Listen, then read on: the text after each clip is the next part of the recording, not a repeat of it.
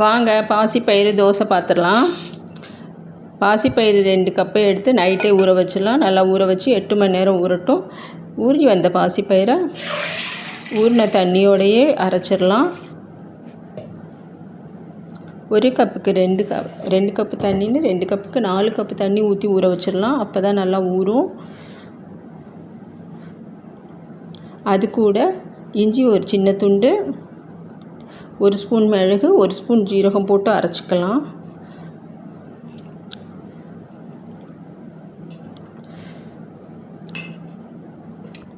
அப்போவே நமக்கு தேவையான கல்லுப்பையும் போட்டு அரைச்சிடலாம். நல்லா மாவை வழுவலுன்னு அரைச்சிக்கலாம். ஒரு பச்சை மிளகாய் சேர்க்கலைனாலும் மிளகோட காரம் போதும்னா போதும்.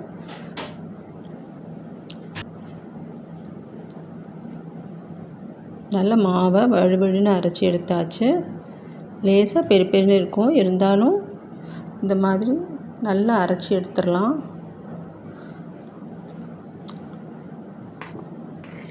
இப்போ நமக்கு தேவையான அளவு தண்ணி ஊற்றிக்கலாம்.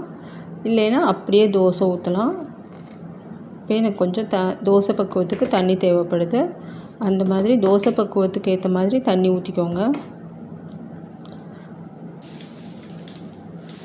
இந்த தோசை ஊற்றுறப்ப நல்லா இழுக்க வரும். நமக்கு எவ்வளோ தேவையோ அவ்வளோ பெருசு நல்லா கல் ஃபுல்லாக ஊற்றிடலாம். கல் நிறைஞ்சி ஊற்றியாச்சு. இதில் கொஞ்சமாக அரை ஸ்பூன் 1 ஸ்பூன் எண்ணெய் ஊற்றி நல்லா வேக விட்டுறலாம். இது கூட நம்ம வேறு எதுக்கும் மிக்ஸ் பண்ண தேவையில்லை. தயிர் அந்த மாதிரி இந்த வெறும் பாசிப்பயிரே ஃபுல்லாக நம்ம சாப்பிட்றப்ப இது நல்லா நமக்கு பசி தாங்கும்.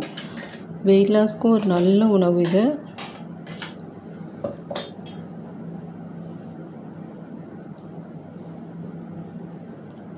நல்ல தோசை வெந்துருச்சு. எடுக்கவும் அவ்வளோ ஈஸியாக வரும். நம்ம மாவை ஒரு 2 மணி நேரத்துக்கு புளிக்க வச்சுட்டு கூட ஊற்றினாலும் இன்னும் நல்லாயிருக்கும்.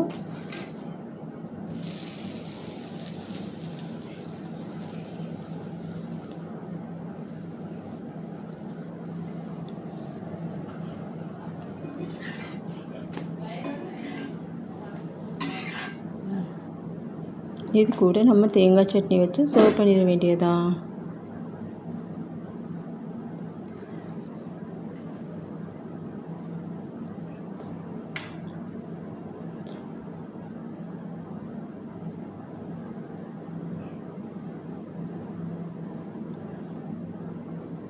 Thank you for watching.